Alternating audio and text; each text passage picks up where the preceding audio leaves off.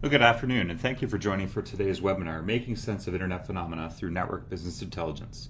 My name is Matt Denick. I'm the Product Marketing Manager here at Sandvine.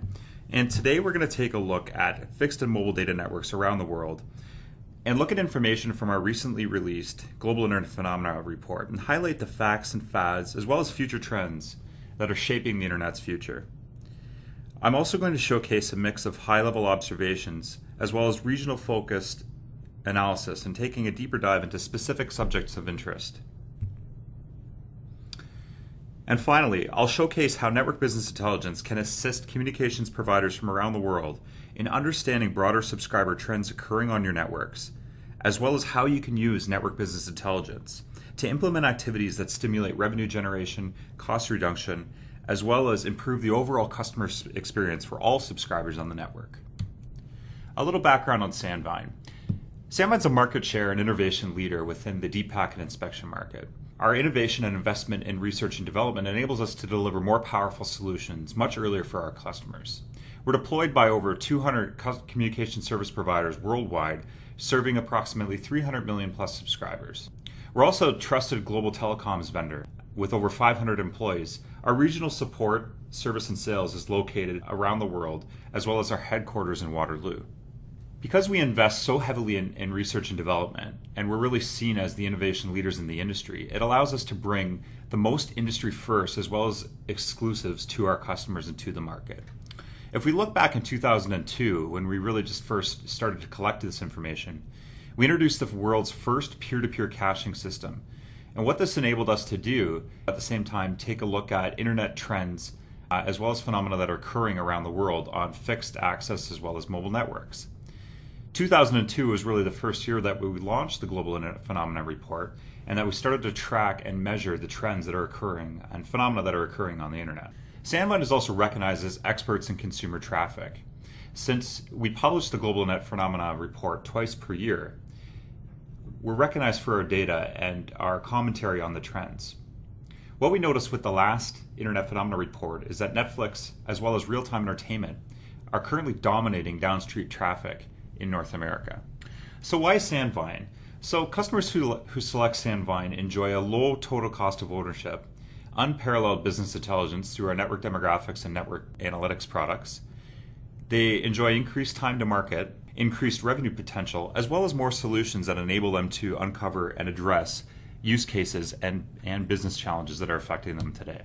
As I mentioned, Sandvine is the market share and innovation leader. Sandvine's products are built on our industry-leading traffic classification technology, which applies insight and metrics to data measured on the internet. So why do communication service providers need network business intelligence? Business intelligence addresses a range of converging factors that are occurring across communication service provider networks. The first is rapid market evolution. The internet landscape is constantly shifting and changing, and new consumer technologies are enabling new subscriber behaviors. Information is often contained across many different systems in the organization. As a result, it's rarely leveraged due to consolidation challenges or privacy issues. The end result is incomplete information, and valuable decisions are being made without this critical information and assumptions filling in the blanks rather than measured phenomena and behaviors from the network itself. So a complete business intelligence solution is comprised of Sandvine's network analytics and network demographics, which enables communication service providers to understand the network's past, present, and future and make better business decisions. Network demographics and network analytics represent unparalleled network business intelligence. With these tools in place, CSPs realize increased revenue by enabling new services and streams, as well as reduce costs by deferring capital and improving operations. Network demographics is the industry's most customizable reporting interface. Network demographics is included within all Sandvine deployments, and it enables communication service providers to understand past network and subscriber behaviors, to empower decision-making for operations as well as engineering teams.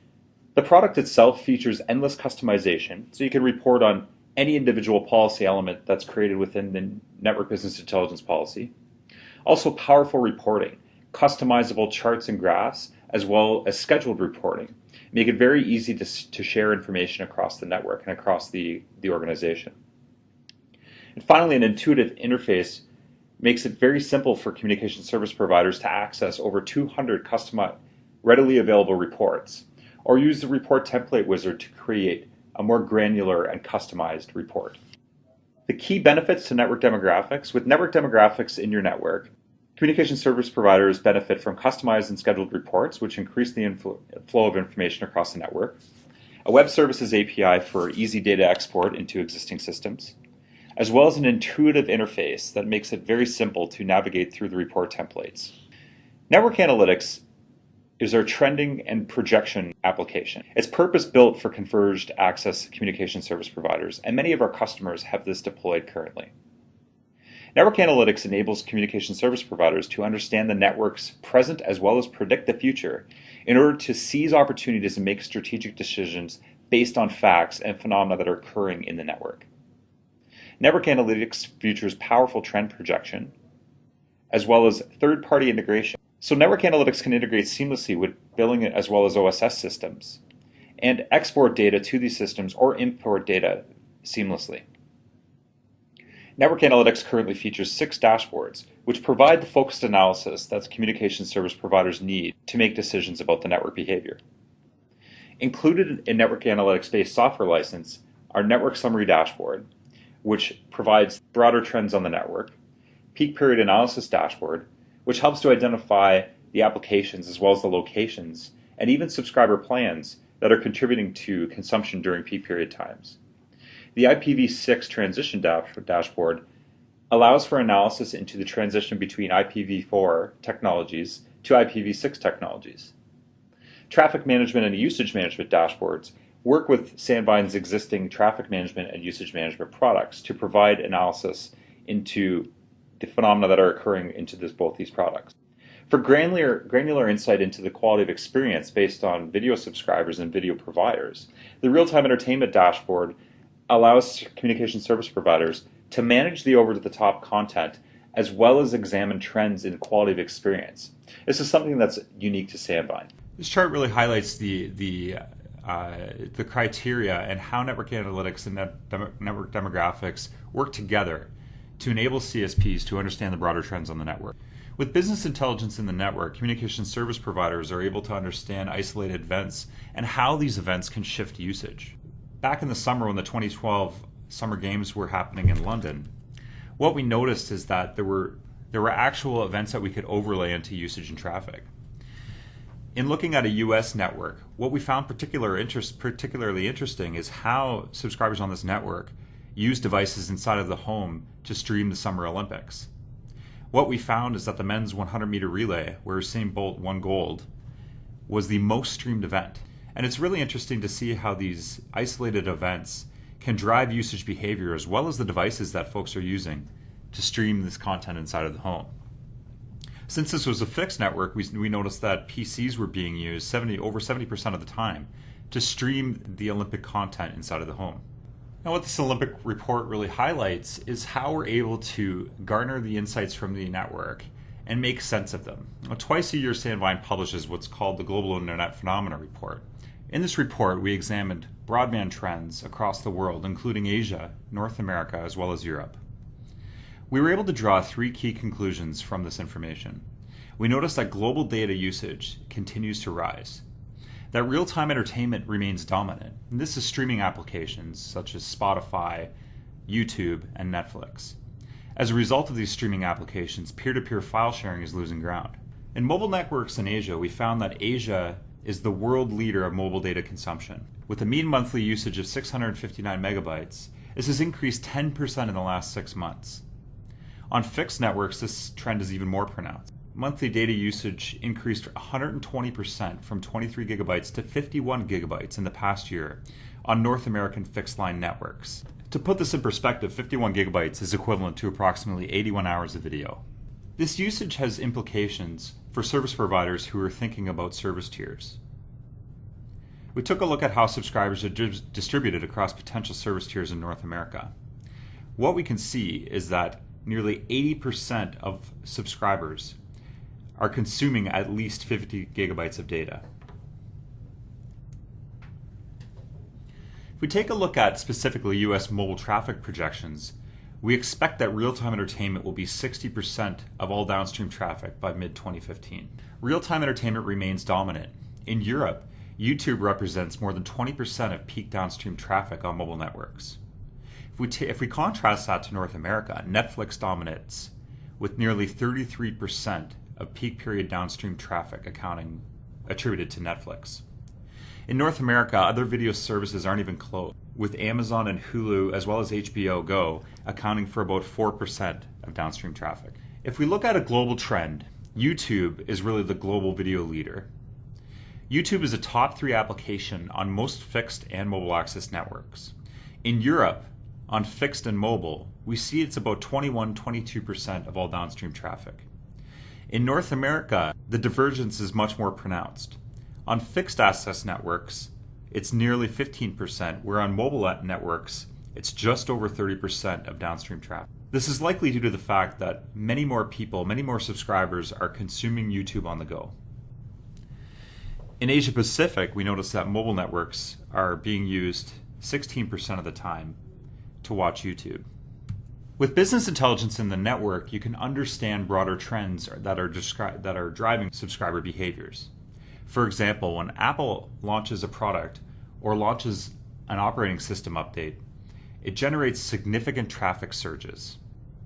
What we noticed when this happened with the iOS 6 launch is that it generated a 9 times increase on launch day. And when Apple introduced Mac OS 10.8, it increased traffic 6 times. This is important as these updates are usually occurring during your peak times when the network is most congested. We also noticed that globally, peer-to-peer file sharing is losing ground to other applications. For example, BitTorrent continues to decline in application share, accounting for only 16% of total traffic in Europe. It's slightly smaller in North America, accounting for only 12%. This is likely due to streaming applications such as YouTube and Netflix. In Asia Pacific, where there are fewer paid over-the-top video providers, BitTorrent accounts for 36% of total traffic. Some broader trends that we see on European fixed access networks is that real-time entertainment is accounting for nearly 35% of all aggregate traffic. Some of the top applications that we see on European fixed access networks are websites, YouTube, BitTorrent, as well as Flash Video and Facebook. On mobile networks, real-time entertainment is still nearly 35% of all aggregate traffic. But what we do notice is that web browsing is also much more pronounced. The top applications on mobile networks in Europe are websites, YouTube, Facebook, BitTorrent, and then Flash Video. When looking at other access networks, it's very interesting to compare fixed to mobile as well as Wi-Fi networks. In looking at a Wi-Fi network in Europe, we notice a very unique peak period, with the peak downstream traffic occurring in the middle of the day. This is likely due to the fact that folks are accessing these Wi-Fi networks in restaurants as well as coffee shops. Some of the top applications for this specific network are websites, YouTube, BitTorrent, as well as iTunes. So it's reasonable to say that folks are actually downloading their iOS updates from the iTunes store while at a Wi-Fi spot. When we look at Asia, the mobile network information is also much more pronounced. Real-time entertainment accounts for 50% of all aggregate traffic. The top applications in Asia Pac on mobile networks are websites, YouTube, and peer-to-peer streaming. This is likely due to the fact that the content lineup for streaming applications is much broader in North American. In examining North American fixed access networks, we see that real-time entertainment accounts for nearly 60% of all aggregate traffic. If you look at downstream traffic, real-time entertainment such as Netflix and YouTube are accounting for 65% of all downstream traffic. The top applications in North America, much of a difference here. Where this application wasn't even in the top 10 in other countries, Netflix is 33% of all downstream traffic. Netflix and YouTube combined account for nearly 50% of all downstream traffic. On mobile networks, we see just slightly less real-time entertainment. We see a shift from Netflix to real-time entertainment applications such as YouTube. We can see that on mobile networks in North America, YouTube is actually the dominant share, accounting for nearly 31% of all downstream traffic. Now, what we like to do as a result of the Global Internet Phenomena report is predict where we think networks will go. With the evolution of faster LTE 4G networks faster devices, longer battery life, we anticipate that these trends will broaden and that streaming applications will become more prominent. The term roaming at home refers to using your mobile device inside of your fixed access network inside of your home. We anticipate this behavior will account for 20% of all fixed network traffic across North America. Over 95% of tablet traffic will be driven from fixed access networks. We talked a lot about real-time entertainment today, Netflix, YouTube. We expect this trend to continue to dominate. As more and more streaming applications come online and more high definition applications come online, we expect that real-time entertainment applications will be over 2/3 of all peak period traffic across North America. We know that the market leaders will continue to dominate. We do not see Netflix or YouTube losing share to competitors in the near future. In North America, we expect Netflix to generate 2 times the bandwidth of YouTube and over 10 times of that of competing services such as Amazon, HBO Go, or Hulu Plus. Based on what we saw with the 2012 Summer Olympics in London, we expect that the 2014 World Cup will be the most streamed event in internet history. As a result of streaming applications continuing to gain steam, we expect that BitTorrent will see continued decline in share, accounting for less than 10% of North America downstream traffic and 15% of European traffic. These unique challenges with behaviors as well as streaming applications will mean that service plans will need to be serviced. With the global rollout of LTE, mobile users will demand service packages with 10 times the monthly quota of what we see today. So not only do business intelligence tools allow you to understand the broader trends on the network and make decisions on those trends, with business intelligence solutions in the network, service providers can generate revenue from new services, can manage the overall customer experience and ensure that video quality of experience, for example, is the highest across all subscribers. And only with network business intelligence tools in the network are service providers able to reduce costs and optimize capital expenditures using data and information contained within the network. For more information on Sandvine's network business intelligence solutions, or to download our latest Global Internet Phenomena report, please visit www.sandvine.com. I'd like to thank you very much for joining me for today's webinar.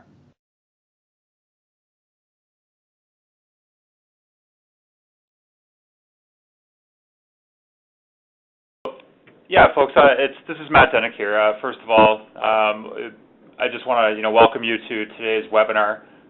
Thank you very much for taking the time out of your day to join us for the business intelligence and especially understanding the global internet phenomenon, how it's the behaviors that we're really seeing are shaping the internet's future. What I'm going to do is I'm going to take a couple of questions that we had received during the webinar, and I'll address those as well. Hopefully everyone can hear me okay. So there's a question on how can mobile operators use the intelligence gained by data analytics in order to increase their revenues. And I think when we talk about business intelligence, really it comes down to understanding what our subscribers are doing in the network, what sort of applications are they using. Once we have an understanding of that, we're able to position services that more effectively drive our revenue and more effectively meet the needs of our subscribers.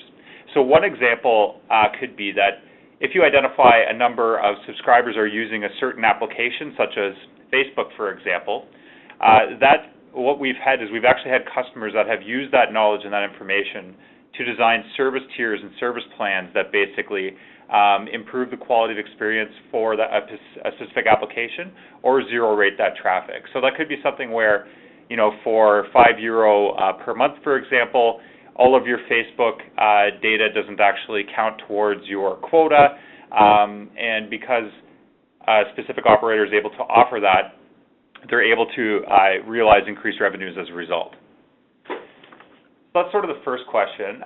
The next question we received is, can data analytics provide info about the perceived experience of the end user? So the quality of experience, this is something that Sandvine, is something that we do extremely well, is we provide metrics around the subscriber quality of experience. So because our products are in the network and we're subscriber aware, and we're able to measure really both sides of the traffic flow, we're able to understand, certain behaviors that are affecting a subscriber's quality. For example, we look at latency, we look at average round trip time, we look at buffer stalls for video applications. If it's progressive video, we look at jitter stalls. And what we do is we take all of these metrics that we're identifying in the network, and we roll them up into what's called a quality of experience score. And this quality of experience score really helps our customers to not only provision the network based on quality, but they can make improvements that improve the quality of experience for all subscribers on the network. For example, if you're watching, or say you're listening to Spotify, and you identify that the quality of experience on Spotify is poor, as a subscriber, you're likely going to call into your provider and say, I'm having a very poor experience with Spotify, I need you to fix it. Now, with being able to measure the quality of experience, you're able to take a look at the factors that are actually contributing to a poor experience such as Spotify on the network. So we're able to take a look at server latency, which is going to increase buffer or jitter or things like that. And as a result, you can take steps to improve it. So we actually report quality of experience, or we provide a quality of experience score based on content delivery network. So how that content is actually getting to a subscriber, from the point that they request it. What are the paths that it's taking over the content delivery network? We also take a look at region, by market, and individual resource on the network, so you can really identify how quality of experience not only differs at the network level, but when you break it down into more granular views such as market or region or even POP. In this case, if it's a mobile network, you could be on the GGSN or GY or GI interface. We're able to identify how that quality differs across individual base stations, for example. And only with that knowledge of with that analytics in the network, are you able to do things like improve the quality of experience, or even offer service plans or tariffs, for example, that really leverage that. Okay, so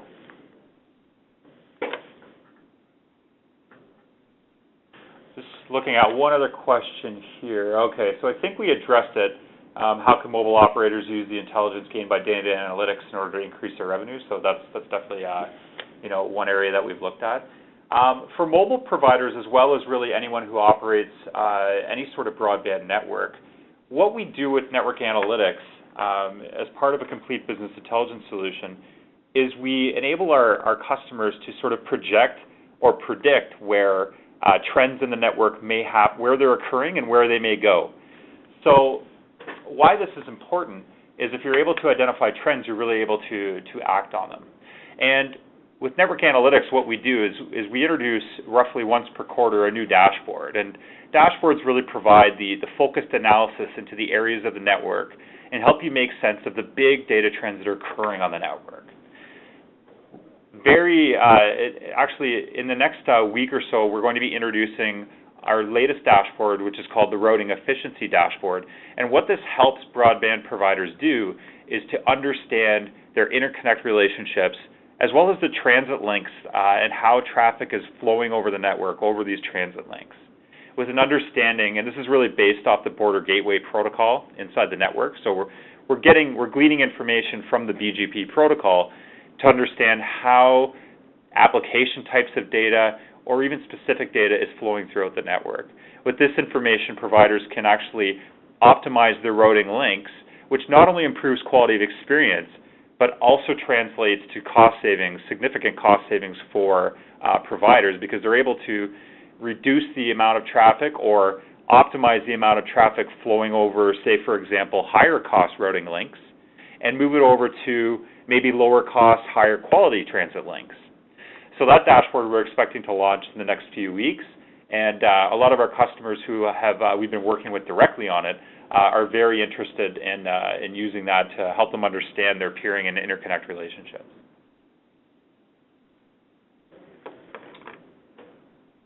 Okay, don't see if anyone has a specific question around business intelligence, feel free. At this time, it doesn't appear to be any further questions.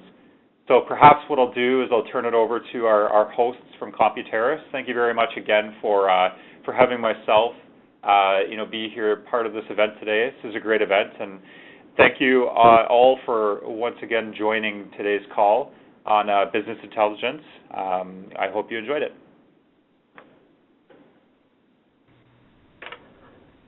Thank you also for joining us today, and we look forward to seeing you at our next webinars. Thank you. Very much. Bye.